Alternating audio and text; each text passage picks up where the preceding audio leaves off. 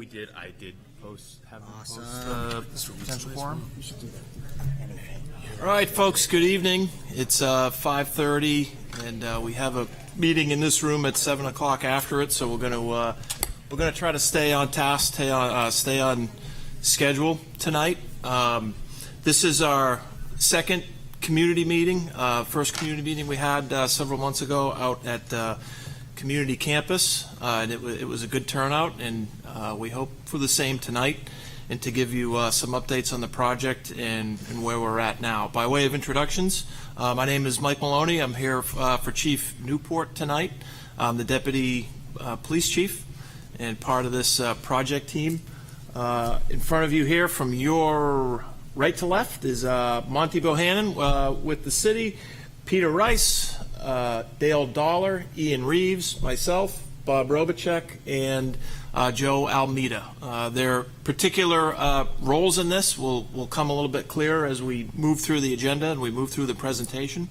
Also part of the working group team, if you will, which meets every couple of months or so to bring in more public input, more insight, and ask us some good questions, are Citizen John O'Leary, City Councilor John Tabor, and Police Commissioner Kate Coyle, who also regularly give us input, guidance, good suggestions, and friendly advice along the way. So the first community meeting we had, we kind of started from scratch and just laid out the process, and even the process moving forward, and even what got us to the first meeting.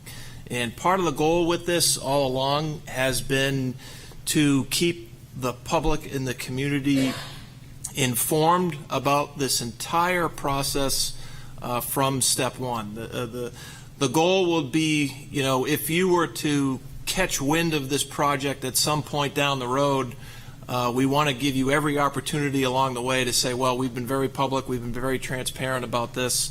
And more importantly, if and when decisions are made, that people have confidence in the group and confidence in the team that those decisions were not made in a vacuum. Those decisions were not made without public input. Those decisions were not made without offering the public every opportunity to see what we're discussing.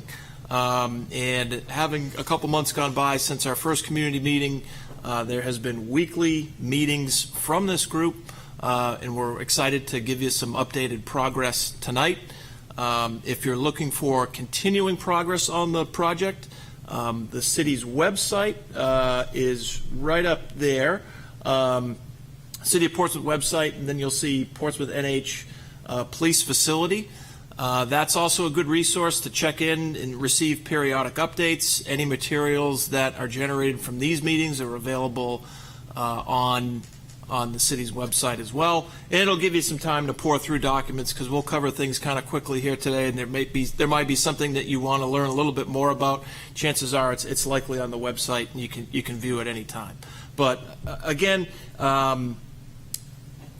talking about the facility, it's a big project. It's a big undertaking. There are big dollars associated with it, and we understand the gravity of that, and we want to make sure that the public is brought along with us every step of the way, and that's part of the reason why we feel it's important to bring everybody here again. And we appreciate and are excited that other people are starting to take interest in this project in addition to us, so we appreciate it. And with that said, I think we'll get going. Who's presenting first? Okay, so, sorry, Peter. Yeah. Good evening. I'm Ian Reeves with Architects Design Group, one of the planning consultants. At the last presentation, we were fortunate to have an opportunity to talk about what community policing means to the whole city. A community-oriented policing facility is specifically designed and laid out to promote the relationship between the citizens and the police department, to build that trust, to provide opportunities for engagement. And in doing so, that continues to allow the relationship to build. And when there's the trust, what we've seen is the better the trust, the more helpful citizens are and can be when they provide critical information that helps resolve the cases that the department is trying to help in their efforts every day operationally. The goals are to make sure that we have space within the building that community groups can utilize, that it's a community asset. We no longer, for the last 15, 20 years, design law enforcement facilities with a fortress mentality. They need to be open, inviting, they need to be welcoming, and they need to be available to the citizens for other functions than taking interviews, processing evidence, and things of that nature. Those other opportunities and activities that do occur, though, directly correlate back into what a spatial needs assessment and how it's produced. The fact is that the way we're planning this project is very different than the way we probably would have done it 20 years ago. The inclusion of these spaces and these opportunities can't be understressed, because everything in a community policing facility is designed towards that relationship. And I know I'm kind of being redundant, but making sure that we can bridge the gaps between the community and the team at PPD, and making sure that we can continue to build that relationship is really the key. We talked about this at great length, probably 45 minutes at the previous, and I believe that's on the city's website link here. So anybody that needs that can reach out to the city, and if they need it, if you have any additional questions relative to community policing, after you view that, if you haven't seen it already, please submit that to the city, and I'd be happy to help them provide you with adequate information to be responsive. Okay. As noted, the building is developed in a very challenging and thorough manner, okay, because there's several facets to how a building program is established. The first thing we have to do is understand the organizational structure and study the staffing levels of each unit within the department. And there's multiple units. I believe we've got like 14 different units within the department, all serving different functional needs to the city. And what we look at are service calls, which units within the department are going to be responding most frequently, and to which areas within the city's limits. They have mutual aid agreements with adjoining surrounding communities. So then we have to study existing and projected population trends of the city of Portsmouth and surrounding areas because of the mutual aid agreements. And how then would that affect the future staffing? We want to make sure that the project properly planned does not only reflect what we understand current need to be. The city should consider this a 50-year project, because if we don't plan for the future and the city ends up having to expand or renovate a project before the original debt service has expired, that was poor planning. Nobody wants to have to go back and ask for more money to make changes because it wasn't correctly thought through forward-minded. So the projections that we have today that are around 57,000 and change take it out 20 to 25 years. And anything after that is really a crystal ball. So what we want to do is make sure strategically that we're locating pockets of unused or shelf space, open work areas within the building, strategically located within the units identified in the program that are going to need to grow in the future. And we put those pockets of open work area directly in between the units so you can grow into them from multiple sides. Okay, hearing all that, the question then becomes, where do we build it? What we did as a group, we looked at all of the parcels of land that the city owned.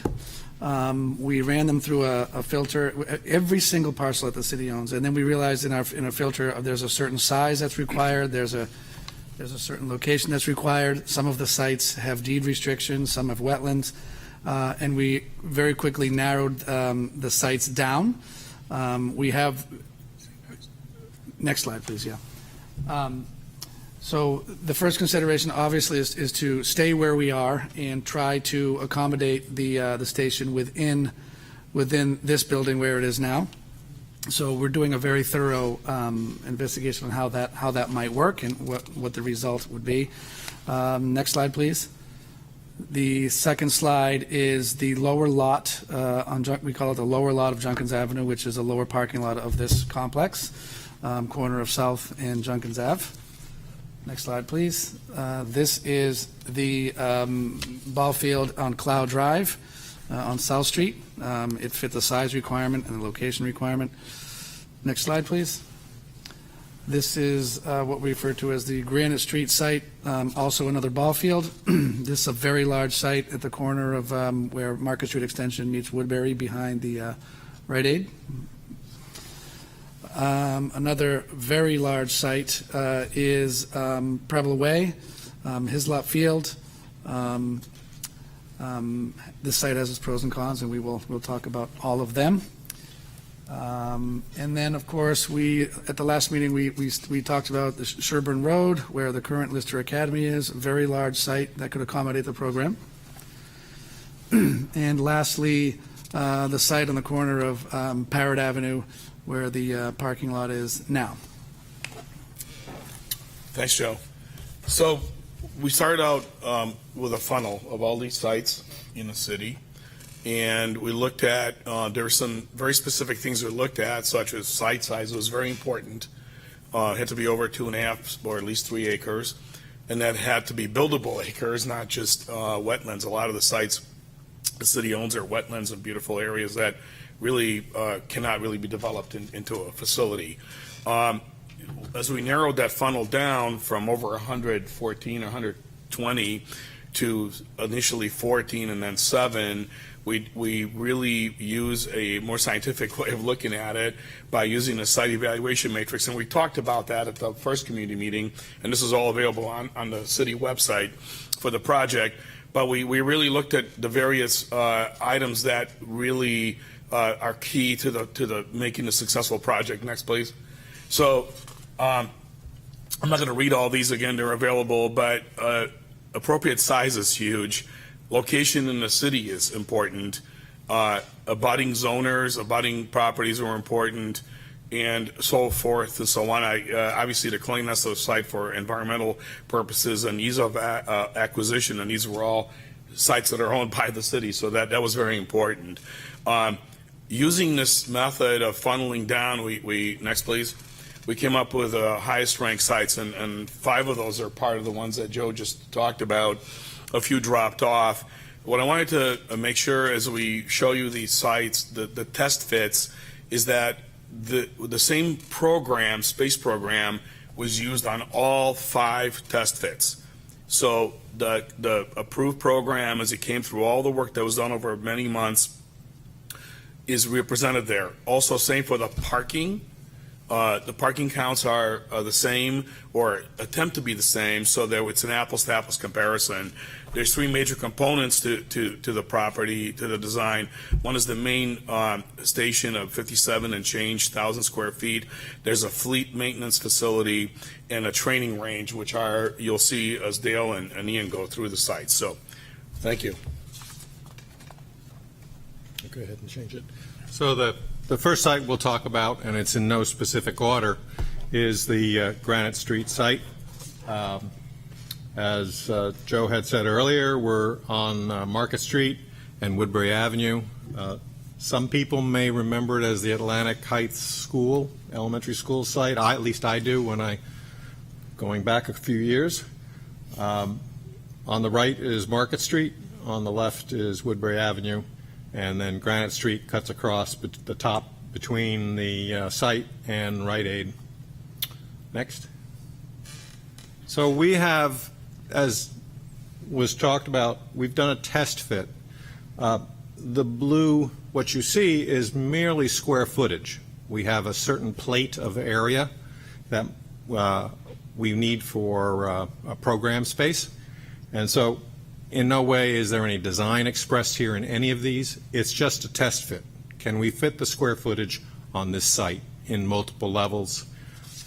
As you can see here, we've identified a 2-story structure. You want to use your pointer? Oh, yeah, we can use this. So we've identified a 2-story structure here.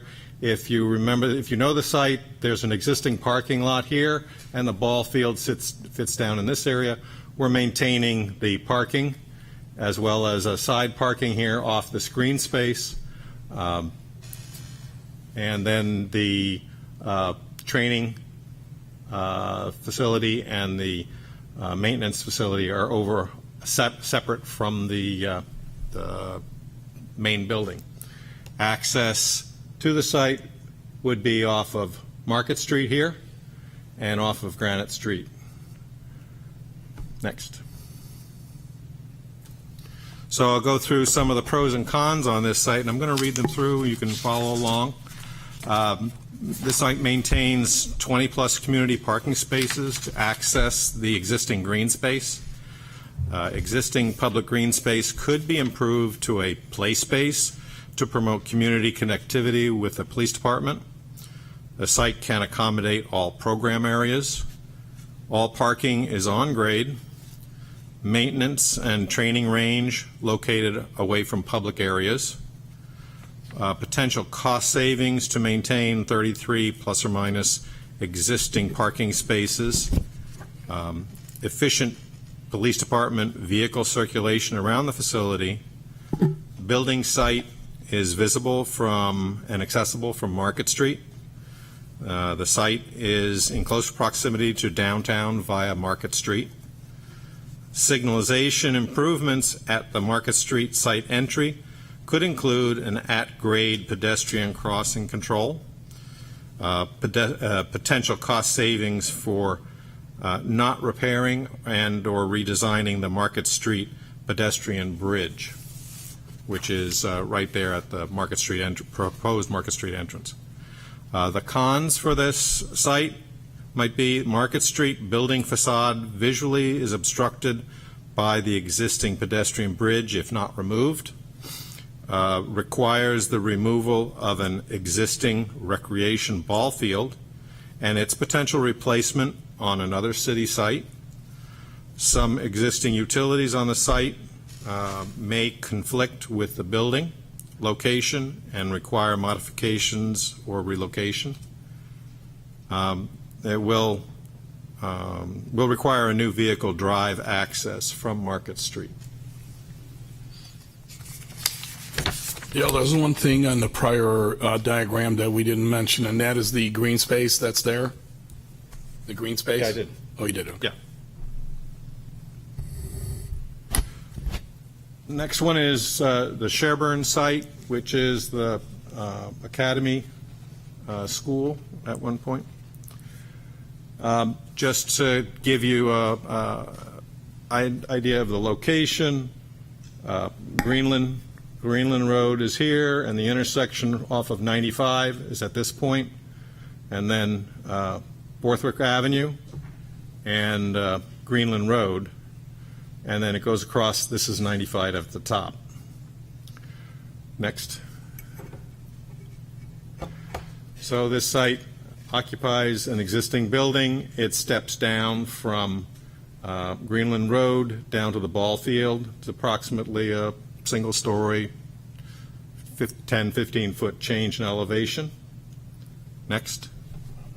So in this site location, we're looking at placing a building to the front of the site, similar to where the Lister Academy School is now. It would be basically the same two-story size building. Because this site steps down to that ball field elevation, we have an opportunity to add actually a third floor. So we can have 3 levels of building, locating PD functions, program functions on the lower level, and then having the 2 levels above facing Greenland Road. The parking, the secure parking for the PD would be off to the back, and then a separate building for the maintenance and training range would be out onto the back side of the site. Public access would be off an existing intersection here off of Greenland Road, coming in and directly into a public parking area. So we now have a very controlled access point, very little overlapping of vehicle traveling back and forth off the site between the police department vehicles and the public vehicles. As you can see in the section, it helps a little bit more to show that the site drops off to the back. and the parking down low, access low at the lower level, and then 2 levels above on the Greenland Road site. So the pros and cons for the Sherburne site. Site can accommodate all the program areas. A 2-story proposed building is similar heights to the existing on-site school building. Sloping site provides on-grade access to the lower level. Direct public access to the parking connects with the existing roadway intersection. Limited vehicle circulation interacts between the police department and the public. The maintenance and training range are located away from public view. The sloping site provides opportunity for a large covered fleet vehicle parking area. The site is bounded by residential only on the Sherburne Street elevation. The site access is predominantly through commercial neighborhoods. All parking is on grade. The site has access to water and sewer, and the site is already cleared. The cons for this site requires the removal of an existing ball field and potential replacement onto another city site. Secure access roads require regrading down to the lower level parking area. Added cost for existing building demolition. Added cost for potential environmental remediation because of the demolition of the existing building. Site is remote from the city center. Access to Greenland Avenue may be affected by local traffic conditions that would be at the Borthwick intersection. May require maintaining historic building facade. Next. Cloud Drive was another site that we looked at. The site is here in the ball field off of South Street, and intersection with Elwyn and Cloud Drive. Little Harbor School is right here. Okay. So this site is a fairly open a site for consideration, bounded by the cemetery on the top, South Street on the right, and Cloud Drive on the bottom. Next. So again, we are looking at in this case, a 3-story building, but it would be all 3 stories above grade. This is a flat site and allows us to have all the program activities on the same site. Public would access in off of Cloud Drive into a public parking area and then back out on Cloud Drive. We were considering, just as a thought, is there a need maybe to help control vehicle access between Little Harbor School and the potential site of the police department. Circulation is clean and goes all the way around, so we're very well separated between PD, secure drive and parking, and the public access, which is directly in and out. Next. So the pros and cons for that site would be the site can accommodate all PD program areas.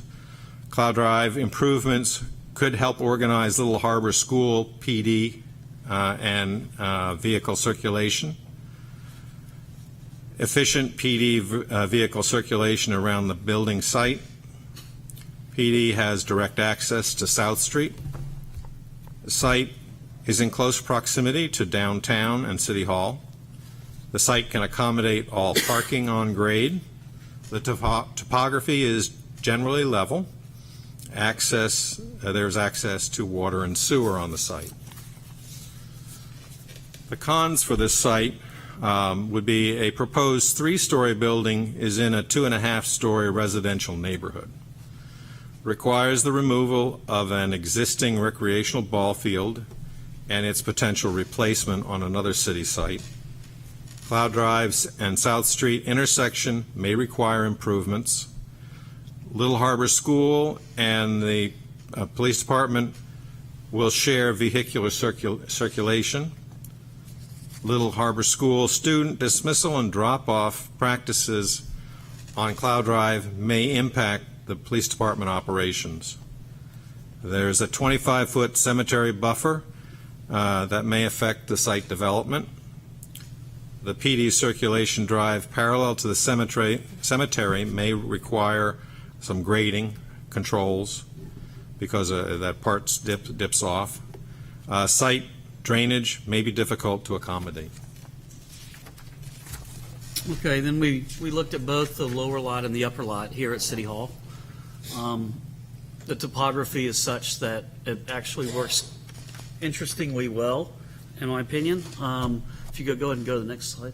So coming in off the south, we would have public parking, and then you would go straight into the second level of the building, and it's a 4-story structure. We would put a central utility plant there, and then we would have access off of Junkins and off of the roadway coming into the City Hall proper site. And that would allow us to go to a second deck. Yeah, you can probably go to the next one. We did this site section just to show the magnitude of the development in context to the residential on South Street.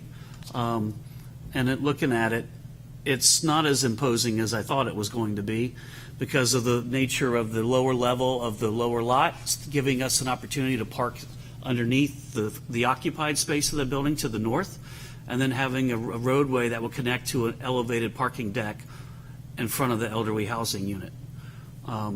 That would be where the 2 is, right here. So here's the road coming into the City Hall site.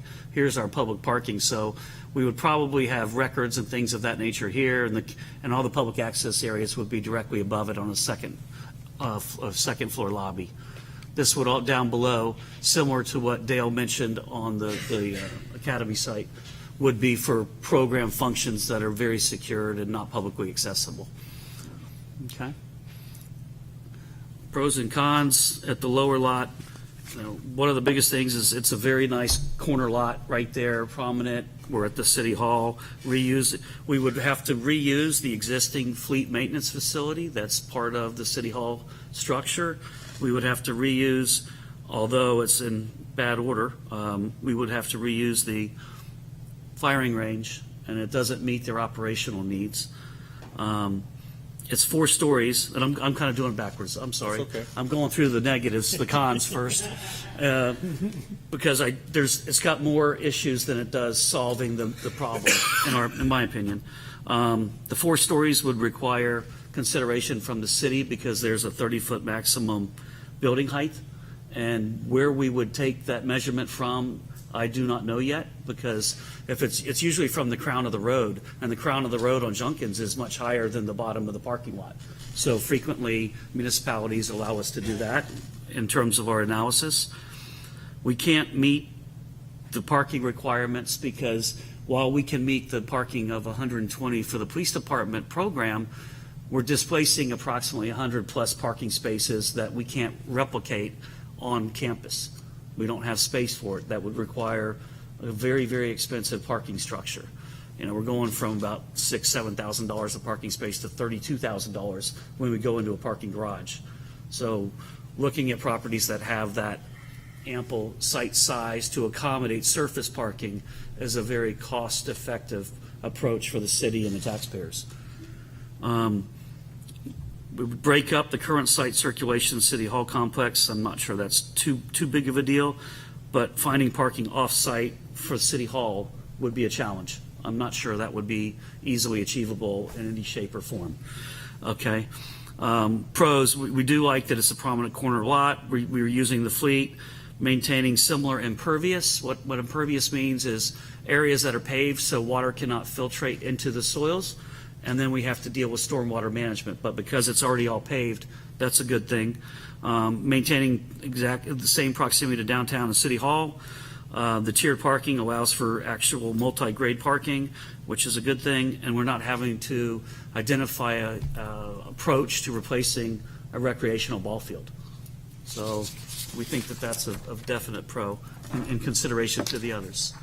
On the upper lot, you know, it's a very convoluted piece of property, the way it's currently laid out. You might as well just go ahead and go. Everybody knows, you understand the orientation. Here's City Hall and the police department.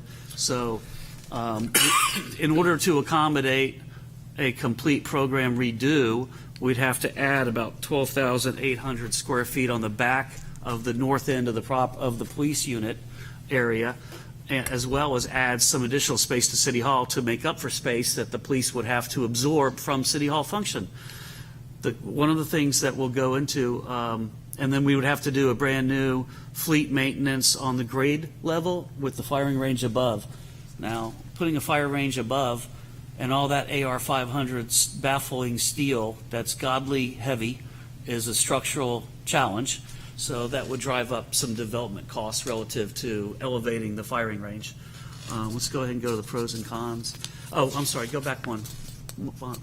What we would have to do with the parking that we would be displacing here would be able to be accommodated if the city would entertain, or the taxpayers would entertain, a parking structure, a garage on the lower lot to make up for the displaced parking. Okay. And then here you can see, this is the basement level of the existing police department, the level 1 and level 2, and we would be renovating all of this space.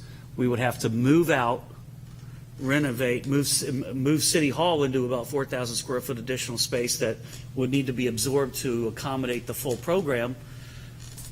Multi-move managements, and that's a challenge because the city would be investing in outfitting technology and security provisions and data and network provisions for temporary spaces that they would then hopefully be able to reuse it in some fashion, but it's never as efficient as we would hope it to be. Nor is shoehorning a program into a building that isn't laid out specifically for that function as efficient as it would be if it was a new construction development model. So the pros are, and I'll start with them because there's a lot fewer, the site can accommodate the program areas, including a fleet and training range as new construction. We will be able to share the existing utilities that are already on site, and there's a significant value in that. Maintain similar impervious cover so it doesn't have a major impact on our stormwater management approach. Proximity to downtown City Hall is obviously the same. And again, we won't have to develop a approach or program to replace one of our existing recreational ball fields. Okay. The negatives obviously require phasing of construction. I would assume it would be an increase in construction period time of no less than 1.5 to 2 years additional to the normal development approach. And we all know the longer we have our builders on site, the more it costs the project.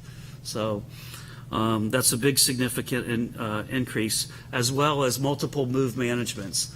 And the police department in areas such as property and evidence have audits they have to conduct because of the sensitivity of maintaining the sanctity of custody, that they can prove in a court of law that nobody had access to it, or else it would be inadmissible. Multiple situations like that. The 911 would be another significant one because we'd have to have both locations up and running for a period of time before we could cut over, and then we'd have to cut over back again. So you can understand the technological challenges with that. Temporary location of the PD personnel, we don't even know where we would put them yet. We'd have to find a location that they could move to renovate the full extent of their footprint. Okay. We could reuse the existing building, but we will incur inefficiencies in the program workflow and layouts. We'll need to rework the driveway and the retaining wall along this on the south side of the mill pond, on the north side of the building, because of the drop in topography down to the water. The program requires 120 spaces. There's not enough space for the required parking that we utilize to evaluate all 4 other sites, locations.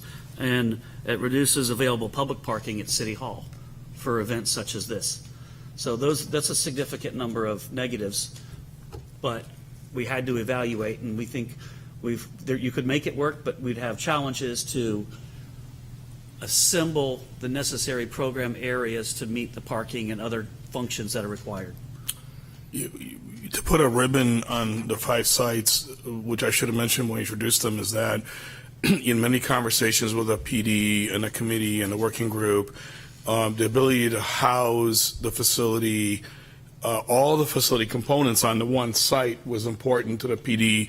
That means the headquarters, the training facility, as well as the fleet, and also to accommodate as much of the parking on grade as possible, which is a cost driver. So you can start seeing how that plays across the sites. So I'll speak briefly on next steps. My name is Peter Rice. I'm the Director of Public Works. Next slide, please. So first of all, how can you stay informed of this? The city's website, this presentation we posted there. The last meeting was posted there, and there'll be a video also that Ian put together that further discusses modern community policing, as well as what goes into defining what the space needs are. So a little bit more detail so you can watch at your leisure and slow it down and listen to it, replay it. There's a lot of information that you received tonight. And it's really important that we do this right because, as Ian said, this is a 50-year investment. We don't want to jump into something and then have to back it up or find that we, misstepped.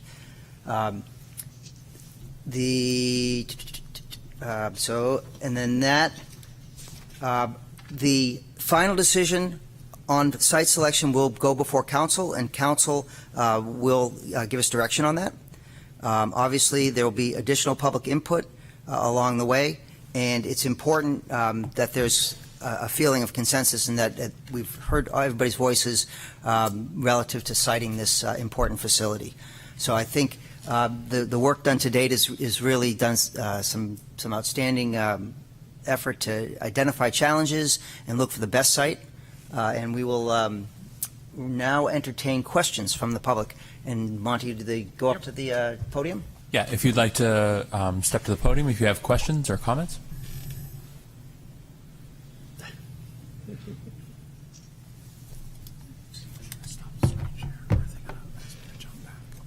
Peter Huda, 280 South Street.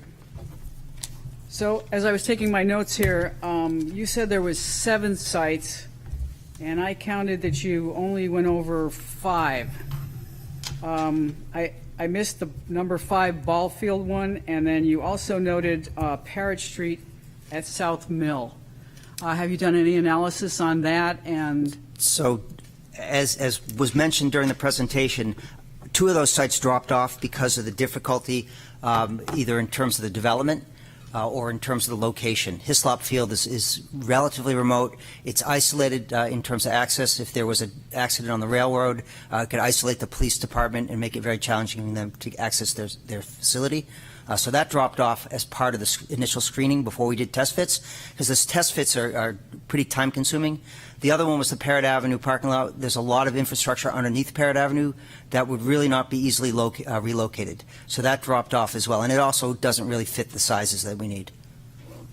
okay, thank you. The next question on Sherburne. Have you included anything to keep the current school building there and use it instead of demolition? Because it wasn't really mentioned, but it's obvious you have to do demolition there and add in the back. So has there been any discussion and a cost put to that, or looking at designing it that way? So at this point, this is really just to see if the site can fit the programming needs. The cost impacts associated with reusing a building versus removing it have not been evaluated. The effort it would take to do that really wasn't prudent until we narrowed down whether that was the site that we were going to be looking at. So it's a step-by-step process. So the answer to your question is no, it has not been thoroughly evaluated. It is acknowledged that we may be required to maintain that facade because of historic reasons. But at this point, that is not part of the evaluation. It was really to see if the site could handle the programmatic needs of the police station. Okay, and the last one, I guess since I'm in the area, I have great concern about Cloud Drive and going down. That is the only entrance to Little Harbor. I guess you could come down the hill, but is that a bigger conflict than it appears to be? And have you taken all the entrance and exits and all of the effect that would have on that into account here? Keeping it on, you obviously kept it on the list, so. Right, because it's a decent site in terms of space, in terms of the function. Ultimately, those considerations will need to be made. Each of the sites have their challenges, and obviously, it's a policy decision at the end of the day. And some of those things, I'm sure the public will weigh in relative to some of these sites.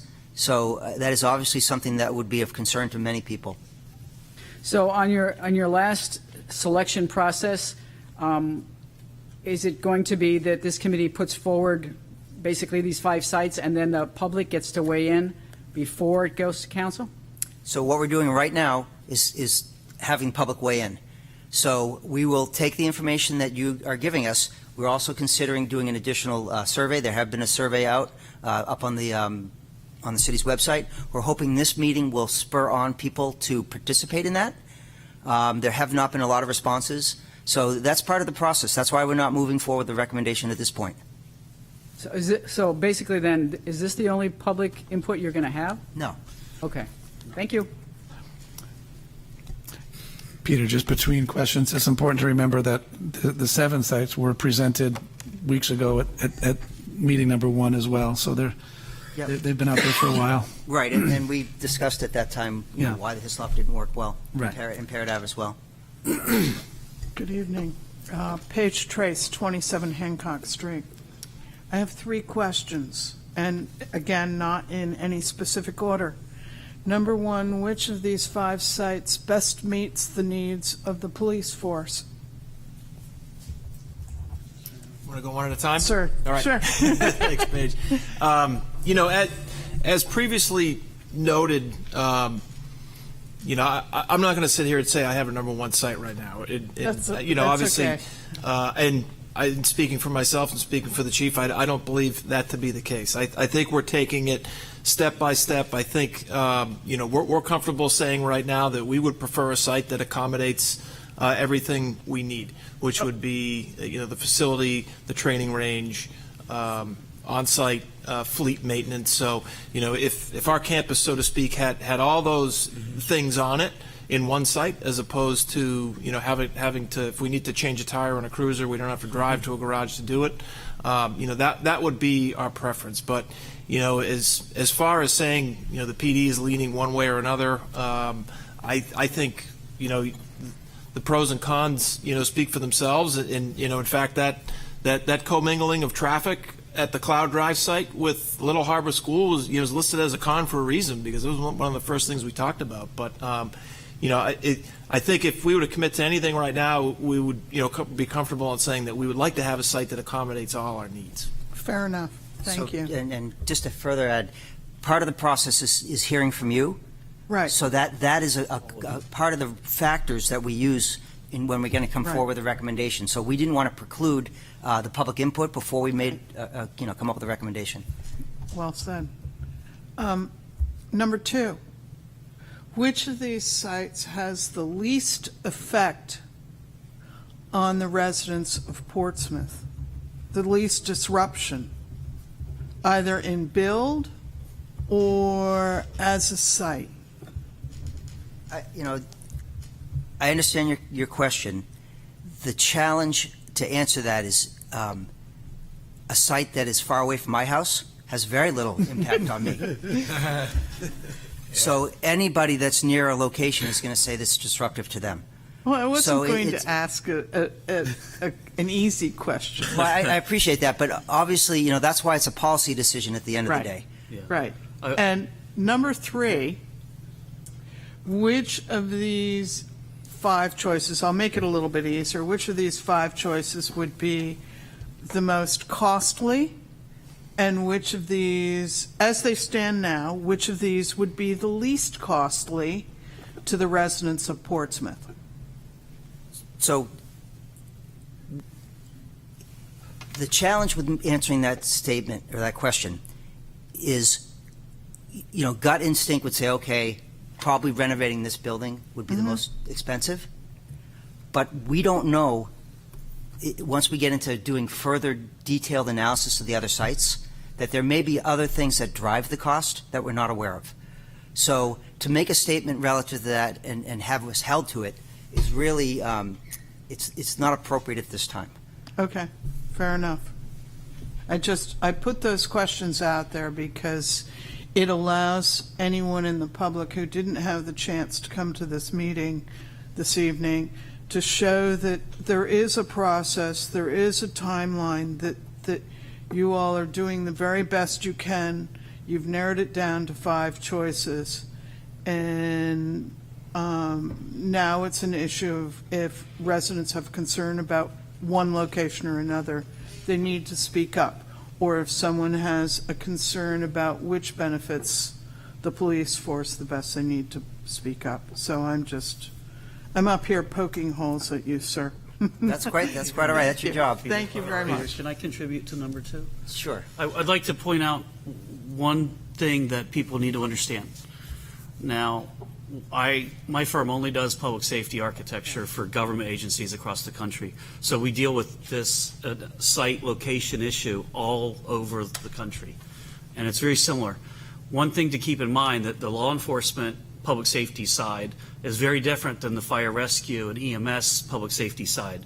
They are not dispatching from the police station. They are out and about.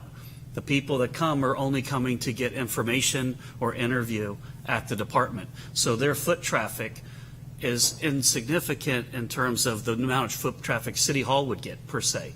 Okay? And there's no noise associated with fire trucks going out at a residential neighborhood that would lead to the NIMBY factor, the not in my backyard. Right. And so I just wanted to be clear about that the patrol unit is already out and about in their district doing what they're supposed to be doing in the areas that they're supposed to be.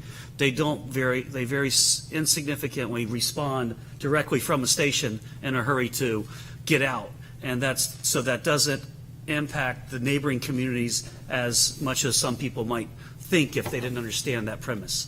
Right, but that's a good thing to bring up Yes, because I ma'am. don't think sometimes we think about the fact that our EMS and our emergency services for health and safety come out of our fire department.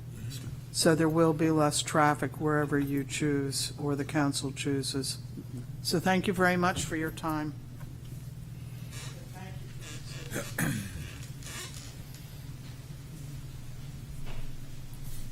Good evening, everybody. My name is Stephanie Shaheen, and I live at 77 South, and I'm also the chair of the Police Commission. I just wanted to thank you for the effort that was poured into this analysis and assessment for this evening and for the many months you've been working on it. Just a couple quick questions. One, has there been thought to how any of these locations wear over time as you think about a 50-year project? Are there some just relative to density and or surrounding area where you think if we have to live with it for 75 years, obviously nobody has a crystal ball, but residential density certainly has an impact on how the staying power of the location wears over time. My other question is one relative to proximity, not just to downtown, but obviously response to Ps, getting to the traffic circle, getting on and off the highways. We know relative to this location, and so obviously there's a couple on that list that are comparable. But as you think about the Market Street Extension location, did that weigh in relative to sort of favoring that over a different location just because you can get to the traffic circle quickly, you can get on and off the highway faster than you can here, for example? They're all good considerations, and we have guarded ourselves from trying to prematurely come to any conclusions as to what's the best site until the committee and the working group had an opportunity to receive the valued input of the public. Great. And those are kind of our internal marching orders. But what you spoke to, accessibility, ingress and egress is very important. The surrounding neighborhoods, both of those are 2 of the 9 weighted criterion utilized in our site selection matrix. They're very important. That's why they're on the matrix. There were others that we typically use that we've weeded out to get the criterion as focused on Portsmouth specifically as possible. And that's the process, and that's the way we'll continue to evaluate each of the 5 shortlisted candidates at this time. Great, thank you. And I think just worth, for those folks watching at home who will weigh in on the survey, if I can just issue a plea and reiterate what you all have said, the more input, the better. Please complete the surveys. Please think about the criteria that was used. I think not just how will this look in our neighborhood if it happens to, one of these sites happens to be in your neighborhood, but what else are we trying to accomplish with the facility? The one thing I will just say and echo what was heard about the Klaus site, I wouldn't have put it as one of the 5 because I do think the commingling of traffic knocks it out completely. Having had 4 kids go through Little Harbor, there's always issues at drop off and pick up with existing traffic flow in and out of there. And even though having lived here with proximity to the station here, I know to your point, it's not like fire and rescue. There's not that kind of in and out all the time, but when there's an emergency, if you have to get the CERT team out, the idea of trying to get multiple cars in and out at the same time, perhaps during drop off and pick up, to me would eliminate that as a viable location. But anyway, I implore everybody at home, please fill in the survey, chime in, and thank you all for all your efforts on this work. Thank you.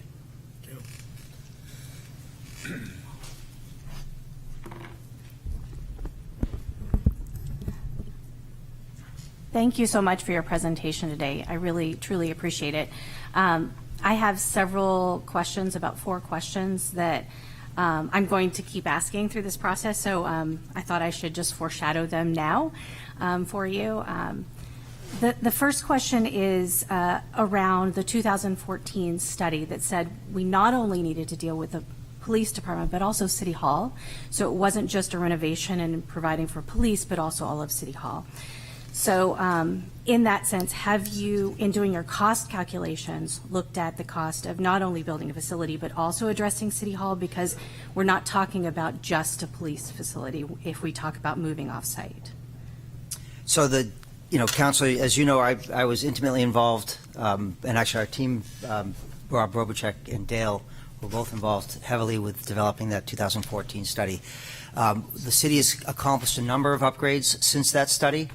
So the immediate needs within the facility are probably driven mainly by HVAC, heating and ventilation. But the intent is not to commingle the maintenance needs of this facility with the police department. The goal here is really to address the police department needs, and if the ancillary benefit is we are able to address some of the needs of the building, that would be great. But the reality is it's the base cost to address the police station is what we're focusing on. Correct. I guess what I'm asking is the police station moves, we still have to deal with the space where the police station was located. So have we factored in that cost as well? Because we're not going to just have it sit empty, is my understanding. I appreciate that question. Yeah. The urgency of renovating would not be, we would not have an immediate plan to fit it out and to have people move in there directly. It could be done in a phased manner. And there'd be some opportunity for planning and thinking about what we would want to do with that space. So that I would anticipate, would involve some studies and involvement of the informing the council and getting some feedback. At this point, it is not, been thoroughly thought through because we haven't gotten to the point where we are, deciding where we're going to go. Okay. Thank you. My second question is around this space. Which was listed as one of the options if the police department were to renovate and extend this space. Because there's already quite a bit of community space here in this building, was that taken out of the square footage factor when considering staying in this space, or did we expand by the same amount of space you would anticipate in another facility? So to do an apples to apples comparison, we wanted to say, first of all, would it work? Would the programming work site to site? Mm-hmm. Once a site was selected, you could then do value engineering, and yes, there's existing public space. There are things that help reduce the impacts, but there's still overall the programming is the programming, and the value engineering has already been done because we started at 75,000 square feet, and we brought it down significantly. So a lot of those opportunities, such as large public spaces, things like that, have already been removed. So the possibility of saving some would be looked at further. But at this point, until we nail down the site, the value engineering will not start, has not started to that extent. So my question then would be, for the council to make an informed decision and truly be comparing site to site, the council would need to know the differences within the sites. So for example, if we are comparing renovating City Hall to a site, another site off campus, we're not comparing necessarily the exact same needs, and we would need to be able to compare those differences, because those differences do have an impact on ultimate cost. For example, this building has quite a bit of community space. There's a potential for a shared entry space. There are all kinds of shared possibilities within this space. So my question would be, when it comes to council, I would like to see, personally, in order to make an adequate decision, not comparing apples to apples, you need to compare actual space and what that cost would be versus a space off-site. So I was hoping that we would get those numbers eventually. So Councilor, your concern has been voiced to this committee, to this group. We're a working group, design team. The charge that we gave the consultants was make this site work. Make it work. What would it take to make this site work? And so that is what was brought forward on this. So, the challenges associated with developing this site were identified as some of the cons. So whether you're able to reuse this public space, this meeting room or not, does not negate the challenges relative to future building of the maintenance facility, which is out back. It does not take away the phasing challenges when you're displacing large numbers of people. It does not take away the impacts relative to taxes and assessing and the city clerk's office relative to needing that space in order to. So all those things have been, and the charge was very clearly given to these guys that we cannot come to council and with a false statement saying we have not done a thorough evaluation. We have to be able to defend that, and we have to be able to show that, I for one, and I will admit this, 2014, I was adamant that we were going to rebuild in this facility. I was like, we can do it. We can make it happen, but I'm mature enough to acknowledge and admit that I was wrong. The challenges associated with building in an existing building while you're maintaining a police force is not realistic. There are many. It's not the same as displacing office workers, and you can just send them to a remote office somewhere else. You have evidence, you have records, you have all the things that you have to maintain here, and that disruption is significant. And based on that, we can do it absolutely, but it would be extremely challenging and more expensive. And those are the questions. That's the root of my question: is cost, and cost. So my next question would be around the off-sites, the locations that are off-site. Do we have site evaluation, cost valuations for those sites, what they would be on the market, and how much then it would cost to build a field at another location? Because when we're comparing cost, it's not just the cost of building the building, but it's how much is that land valued at? We have very limited land that the city owns, plus how much will it cost us to build a field, and where would we build that field off-site? So all of those costs need to be added in for us to really be making a clear comparison. Absolutely. Okay, so that as we it's a really good point, and for us to have a true understanding of the cost of development, to develop the project, those things need to be considered, and we are not at a point where we're saying this is the site. We are gathering more information. We're getting the questions. We're getting the concerns, and we take these things very seriously, because at the end of the day, the questions you're asking need to be answered. The public needs to feel that why not just build here, or why not build somewhere else? Why couldn't you just buy this here or do something else? We need to be able to answer those questions. Mm-hmm. Yes. Thank you. And that's why I'm asking them, because I have to be able to answer to the public. I have to be able to answer these questions. The last question I have really is around evaluation. No offense to the firm that we've hired to do this. You've done wonderful work for us. My question is around independence. Have we had an outside firm really truly assess whether or not we need a new facility, and a firm that does not build police stations. So therefore, a firm that would not have the chance of getting a contract to build a police station for us.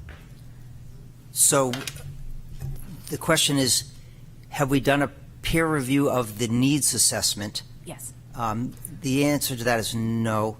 The previous studies in 2011 and prior to that point to the needs of the facility, and the operational challenges all support the need for a new facility. If the direction from City Council is to do that additional evaluation, independent peer review, we will do that. However, I would not recommend it. I don't think the money would be well spent. Thank you.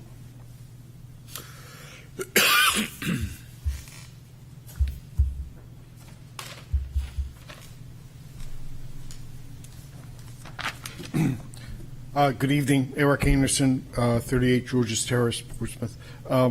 In the complexities that you've described, can you, it might be available, but I'm unaware of it. What's the timeline for your final decision or recommendation to the City Council? And I understand the complexities of trying to assign particular costs to the sites right now, but in that recommendation, will you include the costs of your final selection or ranking of those selections for the City Council to make a decision?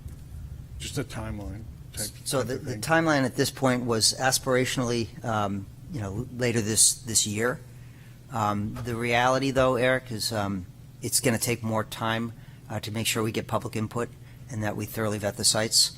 The costs for the sites need to be developed, but you wouldn't go out and do a full cost evaluation of all the sites if it was obvious that given concerns related to one site over another, takes them off the table.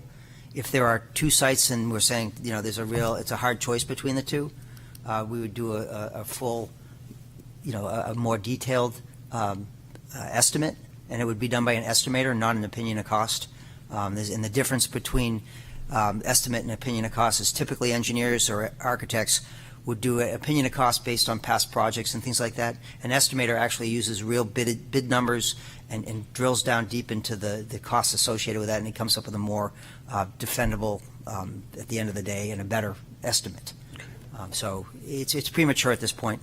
So with some reality, this decision process or final selection recommendation will not go before this present City Council? You think it would be farther down the road, or I don't know. It's hard to say. I can't imagine it being firmed up within the next 3 months. Okay.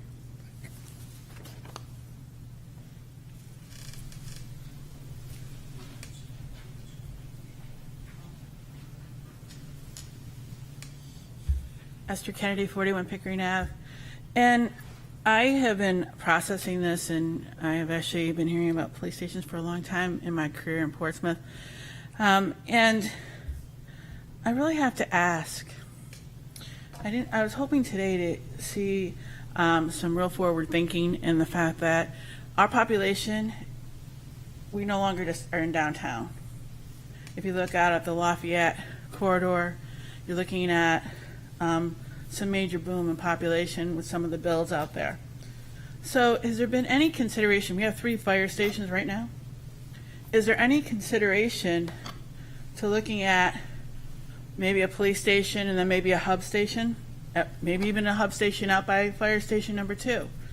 When you look at the police concerns over the years, the arrests are not just downtown. We're focusing on downtown with our police station. I'm seeing that in some of your things.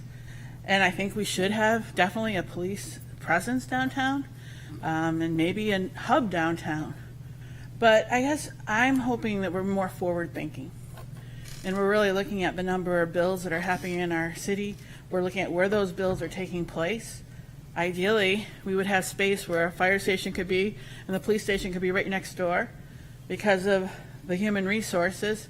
that would be very helpful in making sure dispatch takes place and those kinds of things take place. So I guess I would ask you, and what Councilor Cook said, has anyone come from the outside and really said that isn't already building police stations, what do we need? I would ask you to really go outside the box and looking at the fact of what we've done to our zoning, what we've done, the number of bills that are taking place, where those bills are taking place, and really think about maybe we're not looking at one mega station, but maybe we're looking at a couple of stations that are medium size. And then maybe if we could do some cross supports, I mean, I'm thinking Station 2 out there might be some land around there. So that's what I would encourage you to do. And what I'm seeing today, I was hoping to see a little bit more forward thinking. I'm not sure we're there. So I can't wait for the rest of the public comment sessions and the work sessions that are going to be taking place, and we'll hear what you have to say. Thank you. So, in terms of the forward thinking, there's a good video from the last meeting that went over in great depth the modern community policing and the discussion about satellite stations, I believe, came up. But Ian, perhaps you could address that concern and. What we're seeing more on a national basis is very similar to what we would recommend here, which is the consolidation of services, because it's a much more efficient delivery. When we have to develop multiple sites, and we've done, like for the sheriff's office, in larger spread out communities, we've often done a fire station with a law enforcement substation where someone could come, and it's a small patrol unit, but it's a very specific function. It's not across the board function. You don't want to split up property and evidence. You don't want to split up communications. You could put patrol, maybe a records tech could be out there if need be. But pulling people together is a much more efficient delivery of workflow operationally on a daily basis, and developing separate sites with the critical infrastructure redundancies of generators for power, redundant air conditioning and heating systems, redundant fuel and fuel pump systems for the generators, site development packages, land acquisition costs possibly would more than double the cost of a single one. Even if they're a little smaller or there's 2 or 3 of them, it adds up because the site development packages are very expensive and the utility infrastructure is very expensive. We've analyzed that, and the only time that it's become the approved approach for us recently, and we've done 3 or 4 of those, as you've noted, with fire station with substation, but those are in an area where development has occurred whenever there's a joint use public safety facility, the fire station and the response time for the fire rescue unit drives the location, not the police department. The police department, no offense, are completely secondary in the location selection because of maintaining that 4 minutes ideal maximum time from receipt of service call to exit and arrival on site to the event. And so the police can piggyback on that, but that's only when we're seeing communities that have like a very large sprawl and they're getting developed way out by the interstate or way over here, and it's not as easily reached from a headquarters facility. And that's when we see that, and when we see that, it's for those specific reasons. But that was a good question.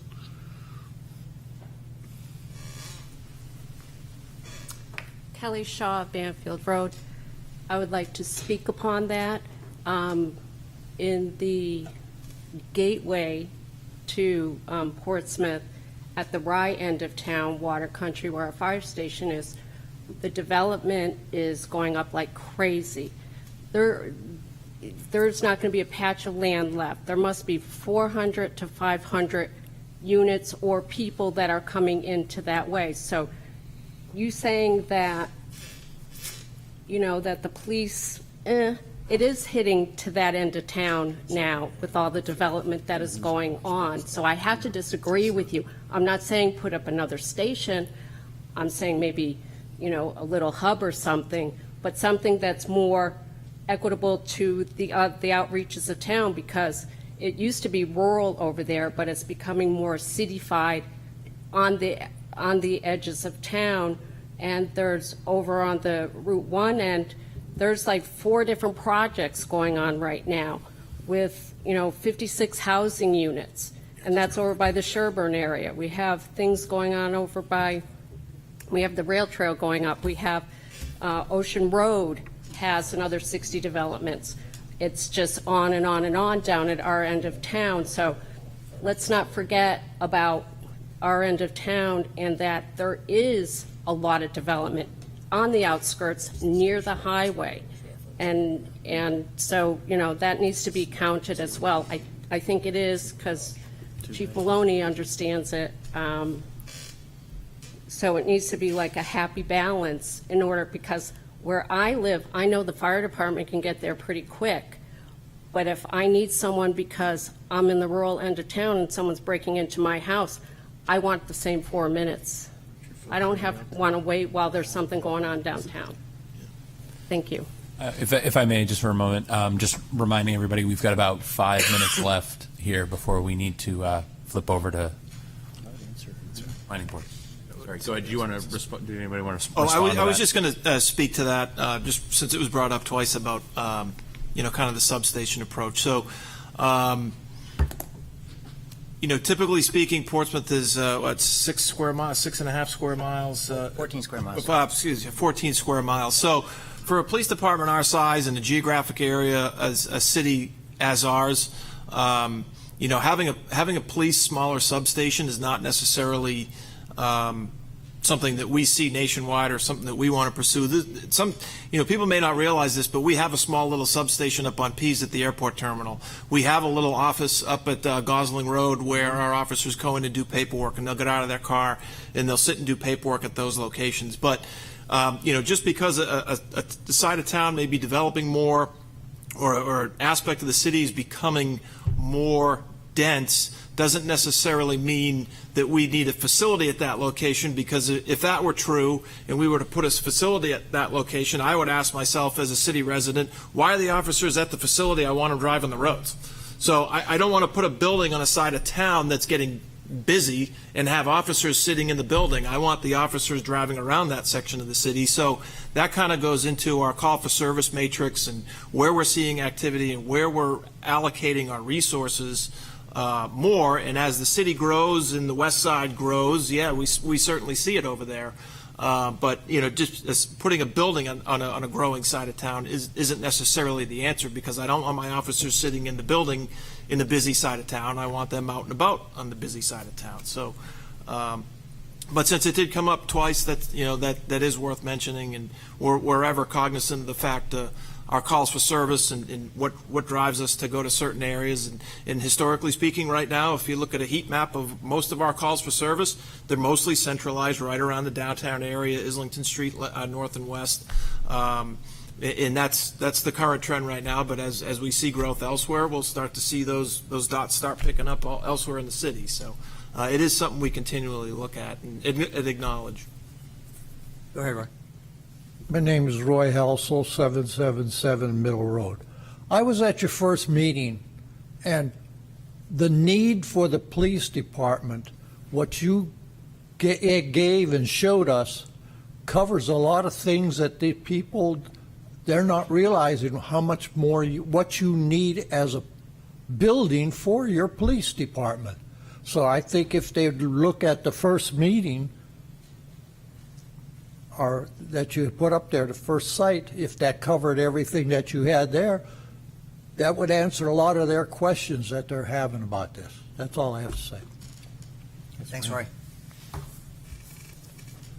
know we're pressed for time, so I'll try and be very brief. I appreciate the clarity that... Could you state your name, sir? Yeah, I'm sorry. Bob Corash, Haven Road.